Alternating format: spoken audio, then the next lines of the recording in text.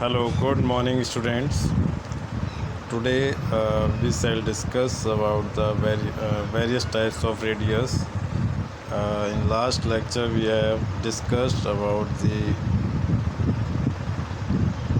ionic radii, covalent radii. In this class, we shall discuss about remaining types of radii, metallic radii, van der Waals radii, and ionic radii.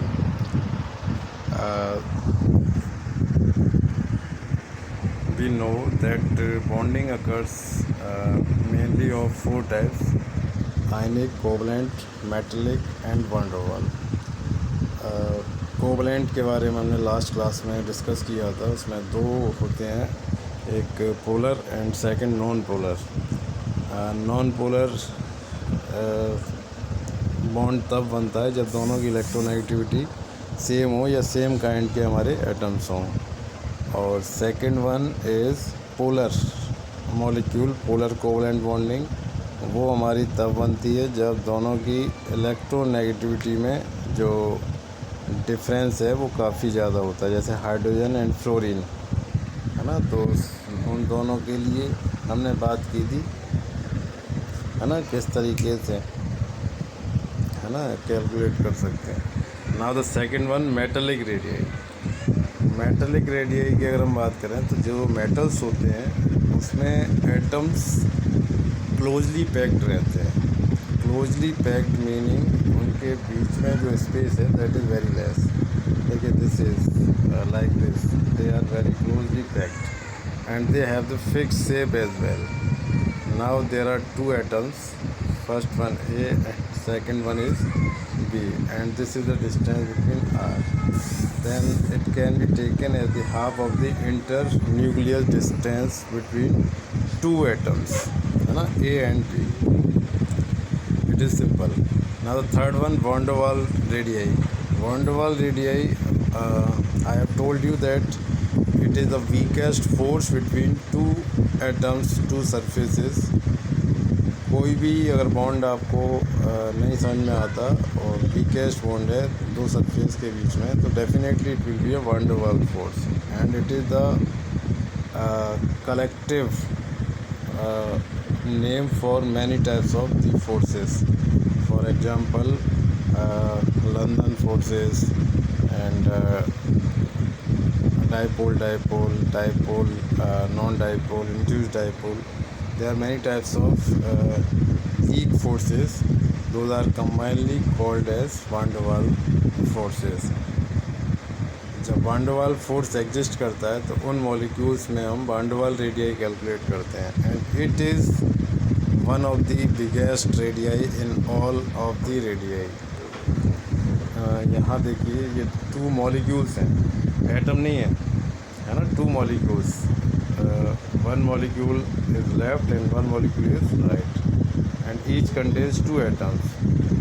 Then in this case we take the average distance between the two and take the half of it. And similarly inert gas वो होती हैं जो किसी से react नहीं करती, तो वो बॉन्ड तो बनाएंगी नहीं, मॉलिक्यूल नहीं बनाएंगी, केवल एटॉमिक फॉर्म में रहेंगी, तो इनमें भी कोई बॉन्डिंग नहीं है. तो इस वाले केस में भी जो इनके बीच में अट्रैक्शन फोर्स होगा वो कैसा होगा, van der Waals फोर्स. ठीक है, van der Waals रेडियाई हम टू केसेस में कैलकुलेट करेंगे. कोई भी हमारा non reacting molecule and second inert atom या gases.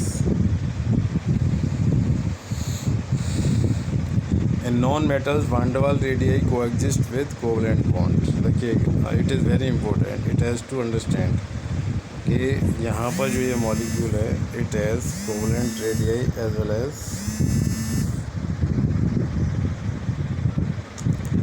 it has covalent radii. Look, right side one molecule, then the bonding between the molecule is covalent, and similarly for left side, and between the two molecules there is a van der Waals force, so that is here. Now there is a comparison of radius between three First one, covalent radii, it is the minimum, and the van der Waal radii in inert gas and van der Waal radii in non metal. तो तीनों में सबसे ज़्यादा जो radius का size होगा, atom का size होगा, that will be for inert gas. ठीक है, देखिए हम यहाँ समझ लेते हैं, ये हमारे इनर्ट गैस के एटम्स हैं, है ना। ये आपस में कोई इंटरेक्ट नहीं करते, तो इनके बीच की जो ये डिस्टेंस है ना, ये हमारी हो जाएगी आर वी। इनर्ट है, कहते हैं इनर्ट।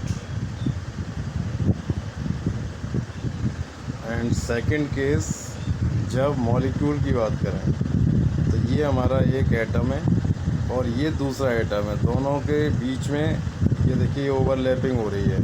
ओवरलैपिंग से जो बॉन्डिंग होती है उसे हम बोलते हैं कोवलेंट बॉन्ड।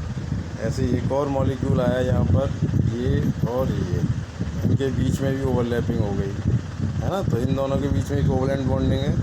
अब ये मॉलिक्यूल, ये वाला मॉलिक्यूल और ये मॉलिक्यूल, इन दोनों के बीच में जो इंटरेक्शन होगा, है ना, दैट इज़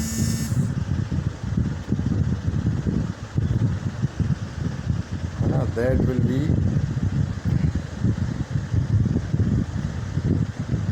इन दोनों के बीच में जो होगा that will be van der Waal। okay, in this way RV is greater than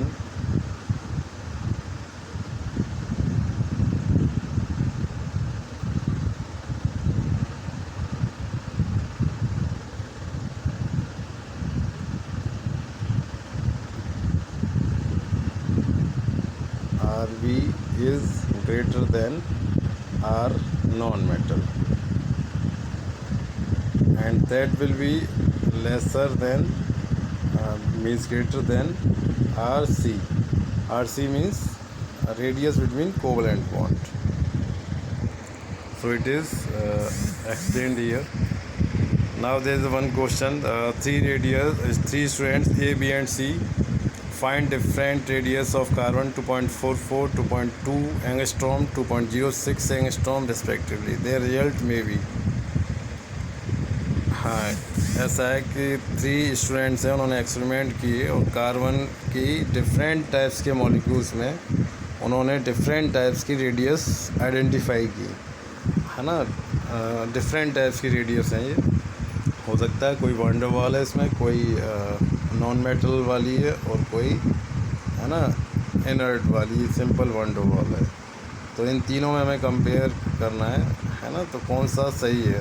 तो देखिए थर्ड वन इज़ करेक्ट, क्योंकि इसमें RV 2.44 मैक्सिमम है, R metallic that is in between as a greater not lesser, and RC is the smaller that is 2.06।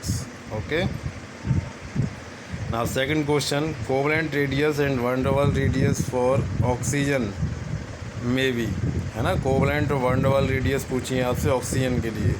तो सबसे पहले आपको पता करना है कि जो बड़ी होगी इसमें, जो लार्जर वैल्यू होगी that will be van der Waal, और जो स्मॉलर होगी लोअर वन होगी दैट विल बी कोवलेंट। तो देखिए यहाँ पर कौन सा है, थर्ड वन, क्योंकि इसी में आपको एक वैल्यू छोटी और एक बड़ी दिखाई दे रही है। तो छोटी वाली कोवलेंट हो जाएगी क्योंकि पहले पूछा है, और बाद वाली आपकी van der Waal हो जाएगी that is larger in size. इस तरह के क्वेश्चन आपसे पूछे जाते हैं इसमें ना। तो फोर्थ वन, अभी तक हमने 3 टाइप्स की रेडियस के बारे में पढ़ा, covalent radius, metallic radius and van der Waal radius. अब हम बात करेंगे आयनिक रेडियस के बारे में, है ना। आयनिक रेडियाई 2 टाइप्स की हो सकती है हमारी, एक कैटायन की रेडियाई और एक एनायन की रेडियाई, है ना। देखिए एक बात समझिए आप यहाँ पर, ये हमारा एक एटम है, इस पर ये पॉजिटिव चार्ज है और इसके बाहर ये ऑर्बिट है इस तरीके से, ठीक है। अगर मान के चलिए ये सोडियम है ना, सोडियम हमारा कितना होता है 281 1, यानी 1 2 3 4 5 6 7 8 1 9 10 एंड 11। ये सोडियम एटम है न्यूट्रल कंडीशन में। अगर ये एक इलेक्ट्रॉन लूज़ कर देता है -1 इलेक्ट्रॉन, है ना, then what will be happen, इसका जो ये इलेक्ट्रॉन है ये यहाँ से हट जाएगा, है ना। जब ये हट जाएगा तो इसका कॉन्फ़िगरेशन क्या हो जाएगा, इस तरीके से।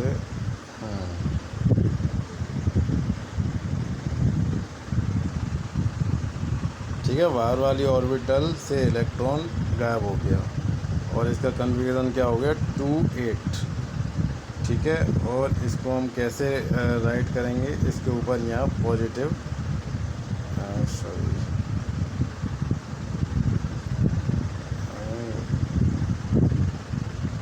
यहाँ पर पॉजिटिव चार्ज आ जाएगा ऐसे। ठीक है, because it has lost 1 electron. तो इसको हम क्या बोलेंगे, एनायन। क्या बोलेंगे, sorry, cation. It will be cation, है ना। जब कोई एटम, न्यूट्रल एटम, एक इलेक्ट्रॉन लूज़ करता है तो उसके बाद जो हमारी एक चार्ज स्पीसीज़ बनती है उसको हम क्या बोलते हैं, कैटायन। अब सेकंड केस समझिए कि बोरोन है या फ्लोरीन ले लिया हमने। फ्लोरीन का कॉन्फ़िगरेशन क्या होता है, 2 and 7। This is the nucleus, positive charge, and 2 electrons are here and 7 electrons will be at this place. 1 2 electrons, 3 4 5 6 7 8 9। ठीक है, नाउ इट टेक्स 1 इलेक्ट्रॉन। ये एक इलेक्ट्रॉन एक्सेप्ट करता है ना। तो क्या होगा, जब ये एक इलेक्ट्रॉन एक्सेप्ट करेगा तो यहाँ पर एक इलेक्ट्रॉन की और एंट्री हो जाएगी, और जो यहाँ 7 है उस जगह पर क्या होगा, उस जगह पर 8 हो जाएगा। और जो फ्लोरीन है, फ्लोरीन को अब हम F नहीं लिखेंगे बल्कि क्या लिखेंगे, F-, क्योंकि इसने एक इलेक्ट्रॉन एक्सेप्ट कर लिया। जब एक इलेक्ट्रॉन ये एक्सेप्ट कर लेता है then it is called anion. ठीक है, अब यहाँ पर हमारे पास 2 केस आ गए। पहला केस आया कैटायन का और दूसरा केस आया एनायन का।